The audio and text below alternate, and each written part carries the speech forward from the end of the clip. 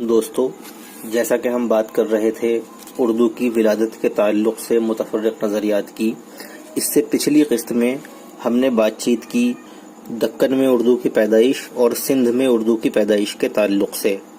آج ہم بات کرنے جا رہے ہیں ایک تیسرے نظریے کی، یعنی پنجاب میں اردو کی ولادت۔ یہ نقطۂ نظر حافظ محمود شیرانی کا ہے۔ آپ نے بہت سے حقائق کا سراغ لگا کر اس بات کی مضبوط دلیلیں اور پختہ ثبوت فراہم کیے ہیں کہ اردو کی پیدائش پنجاب میں ہوئی۔ آپ نے اردو کی داغ بیل پنجاب میں ثابت کرتے ہوئے کہا کہ جب محمود غزنوی اور شہاب الدین غوری نے ہندوستان پر پے در پے حملے کیے تو یہی وقت تھا کہ اردو کی بنیاد رکھی جا رہی تھی۔ اس کا سبب یہ ہے کہ مذکورہ حملوں کے نتیجے میں مسلمانوں کی حکومت پنجاب میں مستحکم ہوئی۔ ان میں زیادہ تر کا تعلق فارسی سے تھا اور بہت سو کا عربی سے بھی۔ یہاں پر ایک قابل غور بات یہ ہے کہ حکومت کے مستحکم ہونے کے بعد یہ حکمران اور ان کے خاندان وغیرہ 200 سال تک یہاں پر مقیم رہے، اور شاہی خاندان کے علاوہ بہت سے لوگ جو فوج میں تھے یا دیگر لوگ جو حکومت کی وجہ سے وہاں پر مقیم تھے، تو 200 سال کا عرصہ انہوں نے پنجاب میں گزارا۔ حافظ محمود شیرانی کہتے ہیں، ان کا نقطۂ نظر ہے کہ ایک نئی زبان کی ابتدا کے لیے، ایک نئی زبان کی پیدائش کے لیے یہ طویل مدت کافی ہے۔ آہستہ آہستہ یہاں کی مقامی زبان عربی اور فارسی الفاظ کے ساتھ اختلاط اور ارتباط کا عمل دہراتی رہی، تو اس طرح جب وہاں کی مقامی زبان میں عربی اور فارسی الفاظ کو جگہ ملی تو اس ارتباط اور انجذاب کے نتیجے میں جو الفاظ جذب ہوئے مقامی زبان میں، اس کے نتیجے میں ایک نئی زبان منظر عام پر آئی۔ یہ زبان پنجاب کے مقامی لوگ اور وہ لوگ جو حکومت کے ساتھ پنجاب میں آئے تھے، حکومت کے لشکر کے لوگ یا شاہی لوگ وغیرہ، تو مقامی لوگ اور آئے ہوئے لوگ، ان دونوں کی مشترکہ زبان کہلائی۔ یہ نئی زبان جو وجود میں آئی، یہ ان کی مشترکہ زبان کہلائی۔ حافظ محمود شیرانی کہتے ہیں کہ یہی اردو کی ابتدائی شکل تھی۔ دراصل سلطان محمود غزنوی کی فتوحات کے ساتھ ساتھ بر صغیر کی تاریخ کا ایک نیا دور شروع ہوا۔ یہ سلسلہ جو ان کی فتوحات پر مبنی تھا 1000 عیسوی سے 1026 عیسوی تک جاری رہا، اور پنجاب، سندھ کے علاوہ قنوج، گجرات، متھرا وغیرہ تک فاتحین کے قدم پہنچے۔ لیکن محمود غزنوی نے ان سب مفتوحہ علاقوں کو اپنی سلطنت کے دائرے میں شامل نہ کیا، بلکہ اس نے یہ کیا کہ 1025 عیسوی میں لاہور میں اپنا نائب مقرر کر کے پنجاب کو اپنی قلمرو میں شامل کر لیا۔ نئے فاتحین میں ترک اور افغان شامل تھے۔ غزنوی عہد میں مسلمان کثیر تعداد میں پنجاب میں آباد ہوئے۔ علماء اور صوفیہ وغیرہ نے یہاں آ کر تبلیغ دین، رشد و ہدایت کے مراکز قائم کیے، خانقاہیں بنائیں اور تبلیغ دین کا سلسلہ شروع کیا، جس کے نتیجے میں مقامی باشندے گروہ در گروہ دائرہ اسلام میں داخل ہوتے گئے۔ اس سماجی انقلاب کا اثر یہاں کی زبان پر پڑا، کیونکہ فاتحین نے پنجاب میں آباد ہو کر یہاں کی زبان کو بول چال کے لیے اختیار کیا۔ اس طرح غزنوی دور میں مسلمانوں کی اپنی زبان عربی، فارسی اور ترکی کے ساتھ ایک ہندوی زبان کے خط و خال نمایاں ہوئے۔ دراصل اس ہندوی زبان کو ہی اردو کی ابتدائی شکل کہا جاتا ہے۔ علماء کرام اور صوفیہ حضرات جب فوج کے یا لشکر کے ساتھ ہند میں داخل ہوئے، یا جس طرح بھی وہ ہند میں داخل ہوئے، تو ظاہر ہے وہ یہاں کی زبان نہیں جانتے تھے، اور تبلیغ دین یہاں کے مقامی لوگوں میں کرنی تھی، تو جن لوگوں میں تبلیغ دین کا فریضہ انجام دینا تھا وہ انہی لوگوں کی زبان نہیں جانتے تھے۔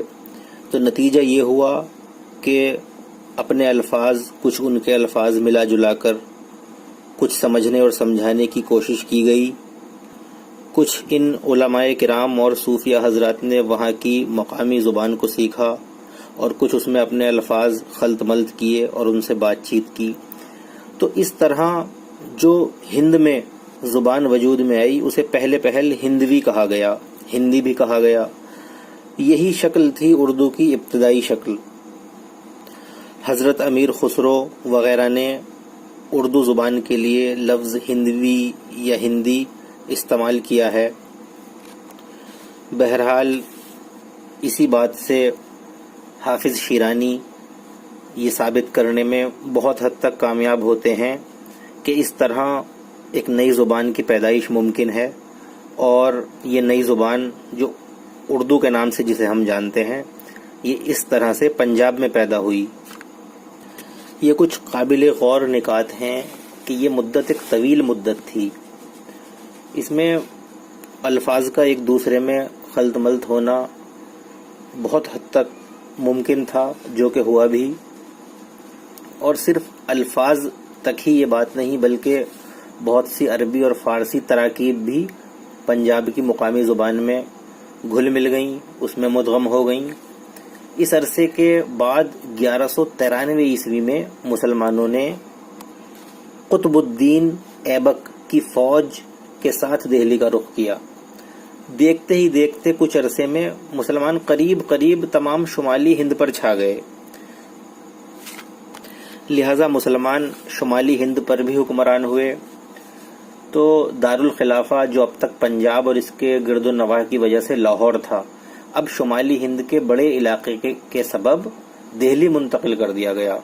تو جس نئی زبان کی بنیاد پنجاب میں پڑ چکی تھی اور اب تک بول چال کی ایک عمدہ زبان کی شکل میں اپنا تعارف پیش کر چکی تھی، مسلمانوں کے ساتھ ساتھ دہلی اور اس کے اطراف تک پہنچ گئی، اور یہاں اس کے ارتقاء کی منزلیں طے ہونا شروع ہوئیں.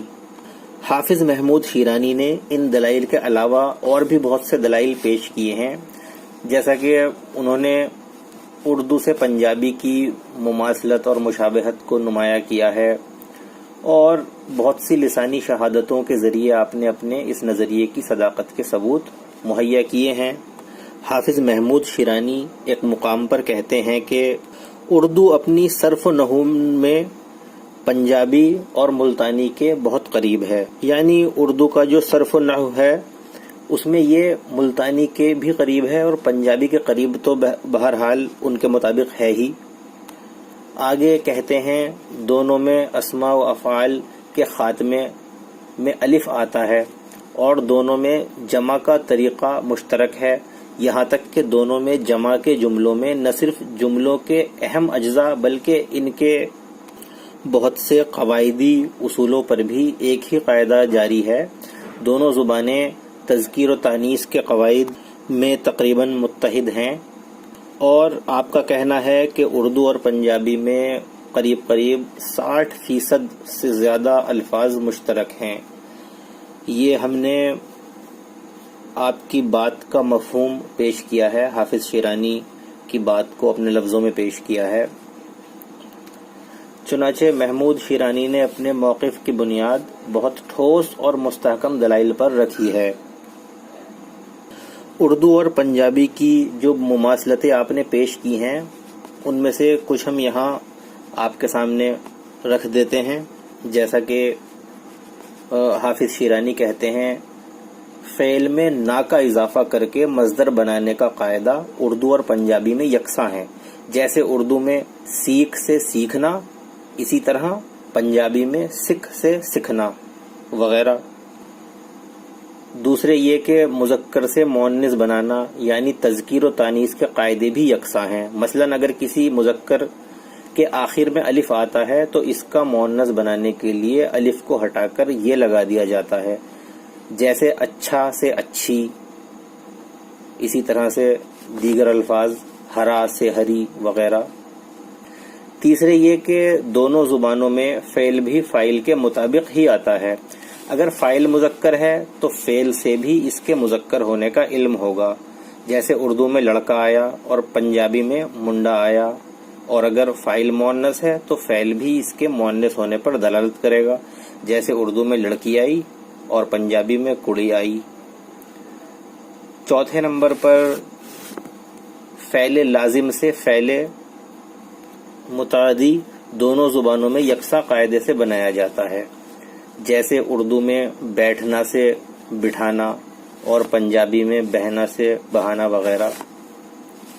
इनके अलावा और भी बहुत से कायदे हैं जो दोनों ज़ुबानों में यकसा तौर से मुश्तमिल हैं। इस तरह ये खूब साबित हो जाता है कि उर्दू और पंजाबी ज़ुबान में इंतहाई यकसानियत पाई जाती है। अल्लामा इकबाल के भी एक कौल से ऐसा ज़ाहिर होता है कि आपका ख्याल भी पंजाब में उर्दू की पैदाइश की तरफ था, जैसा कि एक बार नसीरुद्दीन हाशमी ने अपनी किताब दक्कन में उर्दू अल्लामा इकबाल को पेश की, तो आपने उनसे कहा कि गालिबन पंजाब में भी कुछ पुराना मसाला मौजूद है, अगर इसके जमा करने में किसी को कामयाबी होगी तो मौर्रिख़ उर्दू के लिए नए सवालात पैदा होंगे। इस तरह बहुत से मुहक्किकों और मौर्रिख़ों ने महमूद शिरानी और डॉक्टर ज़ोर के ख्याल की तायीद की और मुसलमान फ़ातिहीन का पंजाब के लोगों के साथ इख्तिलात का जिक्र किया। प्रोफेसर चटर्जी अपना ख्याल जाहिर करते हुए कहते हैं कि मौजूदा दौर में भी मशरिकी पंजाब और मगरबी उत्तर प्रदेश की ज़ुबानों में बहुत हद तक मुमासलत पाई जाती है, और अब से 800-900 साल कबल तो ये मुमासलत और भी ज़्यादा रही होगी। इसलिए ये इम्कान शिद्दत के साथ पैदा होते हैं कि इन इलाक़ों की ज़ुबानें इंतहाई तौर पर मिलती जुलती रही हों, और ये तो ज़ाहिर है कि मुसलमान फ़ातिहीन जो पंजाब में मुकीम थे उन्होंने कुदरती तौर पर वही ज़ुबान अपनाई होगी जो उस वक्त वहाँ बोली जाती होगी। तो दोस्तों, अगर इम्तहान में सवाल इस तरह आया कि पंजाब में उर्दू की पैदाइश ये नज़रिया किसका है, तो आपका जवाब होगा हाफिज़ महमूद शिरानी का। और अगर सवाल हो कि पंजाब और गर्दुनवाह में फतूहात का सिलसिला, जो बाहर से आए हुए मुसलमान थे उनकी फतूहात का सिलसिला तकरीबन कब से कब तक जारी रहा, तो जवाब होगा 1000 ईस्वी से 1026 ईस्वी तक। एक सवाल यूं भी हो सकता है कि पंजाब से मुसलमानों ने जो दिल्ली का रुख किया तो वो किसकी फ़ौज के साथ किया, तो जवाब होगा कुतुबुद्दीन ऐबक। और अगर सवाल हुआ कि ये किस सन की बात है कि वो मुसलमान जिनकी हुकूमत पंजाब में इस्तेहकाम पा चुकी थी वो दिल्ली किस सन में आए, तो इसका जवाब होगा 1193 ईस्वी में। इसी तरह और भी बहुत से सवाल हो सकते हैं जो आप इस वीडियो को देखकर खुद ही जिनका अहाता कर सकते हैं।